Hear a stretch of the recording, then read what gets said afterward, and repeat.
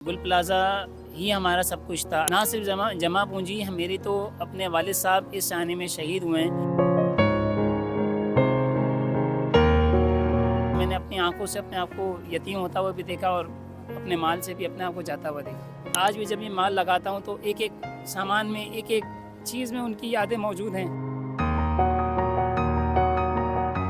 ये एक चम्मच, ये उन्होंने मुझे लगाना सिखाया है। ये हकीकत बता रहा हूँ, आज मैं 30+ का हो गया हूँ। अगरचे हम इस वक्त जानी तौर पर, माली तौर पर टूट चुके हैं, वालिद साहब ने मुझे यही सिखाया था कि हिम्मत नहीं हारनी। यही कहता था कि मैं आपको छोड़ के कभी कहीं नहीं जाऊँगा। वो अपनी बात अमर कर गया और हकीकत वो छोड़ के उस आलम में भी कहीं नहीं गया।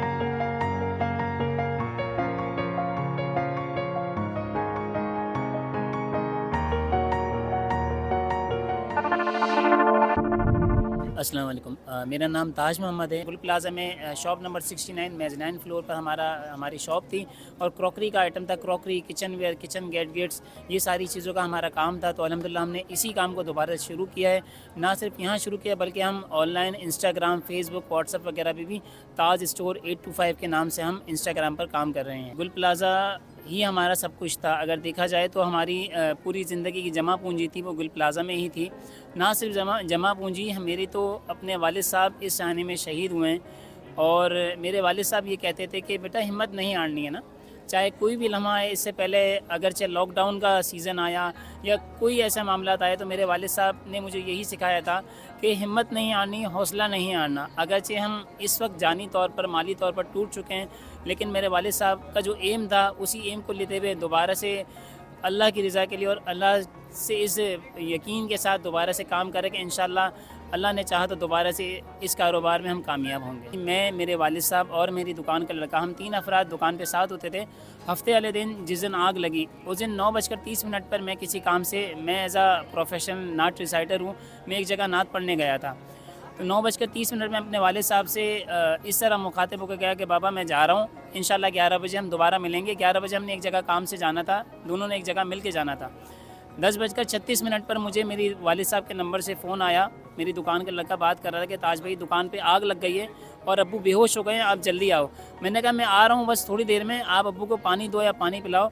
मगर उसने मुझे कहा कि बहुत ज़्यादा अंधेरा है, बहुत ज़्यादा धुआँ है, कुछ नज़र नहीं आ रहा। मैंने कहा मैं आ रहा हूँ। उसके आखिरी अल्फाज ये थे, ताज भाई आप जल्दी आ जाओ नहीं तो हम मर जाएंगे। इसके बाद मैं 11 बजे पहुँचा, वहाँ मैं खुद गया, लेकिन वहाँ इतना अंधेरा था और विजिबिलिटी 0% थी, जिसकी वजह से कुछ नज़र नहीं आया। और मजबूर होकर हमने, ये है कि मैंने अपनी आंखों से अपने आप को यतीम होता हुआ भी देखा और अपने माल से भी अपने आप को जाता हुआ देखा। माल की परवाह नहीं, माल अल्लाह ने चाहा तो इंशाअल्लाह अल्लाह बड़ा करीम है, लेकिन वालिद होता है। आज भी जब ये माल लगाता हूँ तो एक एक सामान में, एक एक चीज़ में उनकी यादें मौजूद हैं। बस ये दुआ है अल्लाह ताला मेरे वालिद के दर्जात बुलंद फरमाएँ। जिस एम के साथ उन्होंने हमें कारोबार करना सिखाया, अल्लाह उसी ईमानदारी के साथ और उसी नेक नियति के साथ अपने कारोबार को दोबारा से रन करने की तौफीक अता फरमाए। मैं 8 साल का था जब से मैं अपने वालिद साहब के साथ था और 2005 से हम लोग गुल प्लाज़ा में हैं। 2005 से हमारी शॉप थी, रेंट की शॉप थी हमारी।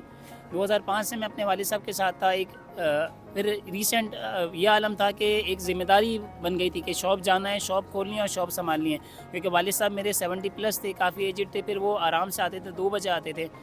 आपने कहा कि जब मैं माल लगाता हूँ तो मैंने आपको कहा ना कि ये एक चम्मच है ना, ये एक चम्मच, ये उन्होंने मुझे लगाना सिखाया है। ये हकीकत बता रहा हूँ, आज मैं 30+ का हो गया हूँ, लेकिन उन्होंने मुझे चम्मच लगाना सिखाया। आज भी जब यहाँ रेडिसन बैंक्यूट हमदर्द हाथ वालों के रेफरेंस से जो स्टॉल लगाया हमने, आज भी जब मैं यहाँ चम्मच लगाता हूँ तो मुझे उनकी वो बातें, मुझे उनकी वो यादें और मुझे उनके वो सिखाए अल्फाज याद होते हैं कि बेटा ये चमचा ऐसे नहीं, ऐसे लगाना है। बस यादें रह जाती हैं, बातें रह जाती हैं। इसके अलावा इस सानिए में और कुछ नहीं है। अफसोस है और एक लफ्ज़ है कि काश अगर हम होते तो शायद कुछ कर पाते। काश का मतलब वालिद साहब के साथ जो दूसरा आपका, वो लड़का भी शहीद हो गया। उसी ने फ़ोन किया था 11:15 बजे के अब्बू बेहोश हो गए और इसके बाद उसका भी कुछ पता नहीं। जब हमें फ़ोन आया डीसी ऑफिस से तो पता चला कि दोनों अफराद जो हैं वो दुकान के शहीद हो गए और दोनों की डेड बॉडी जुमेरात वाले दिन हमें मिली थी। क्या नाम था लड़के का, क्या एज होगी उसकी? मोहम्मद आमिर, जी नहीं, मोहम्मद आमिर नाम था। 17 साल का लड़का था। 4 महीने हुए थे, वो हैदराबाद से कराची आया था और 4 महीने उसने मेरे पास काम किया था। वो यही कहता था कि मैं आपको छोड़ के कभी कहीं नहीं जाऊंगा। वो अपनी बात अमर कर गया और हकीकत वो छोड़ के उस आलम में भी कहीं नहीं गया। वो मेरे वालिद साहब के साथ अमर कर गया, बात उसने सच कर दी। मेरे वालिद साहब का नाम अबू बकर था, मैंने इसी नाम से यहाँ स्टॉल पे भी यही लिखा है, अबू बकर भाई शहीद।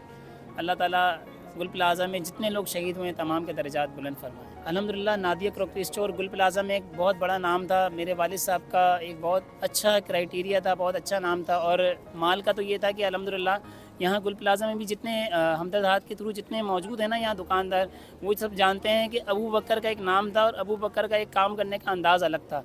तो अल्हम्दुलिल्लाह स्टॉक की अगर बात करें तो बहुत ज़्यादा स्टॉक हमारे पास होता था। और रिसेंटली हमने एक अच्छा खासा, क्योंकि सीज़न था रजब शाबान रमज़ान, ये हम क्रॉकरी वालों का सीज़न होता है, ये सीज़न था, हमने सीज़न में माल भरपूर अंदाज में उठाया था। लेकिन बात वो ये एक बंदे की सोच होती है और कुछ अल्लाह की रज़ा होती है और हम उसकी रज़ा पे राज़ी हैं। अल्लाह की रज़ा थी कि माल भी गया और जान भी गई।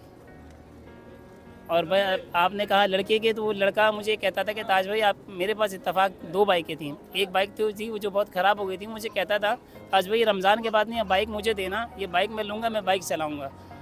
तो अब वो बाइक भी देखता हूँ तो याद आता है कि काश उस वक्त थोड़ा पहले दे देता, वो चला लेता।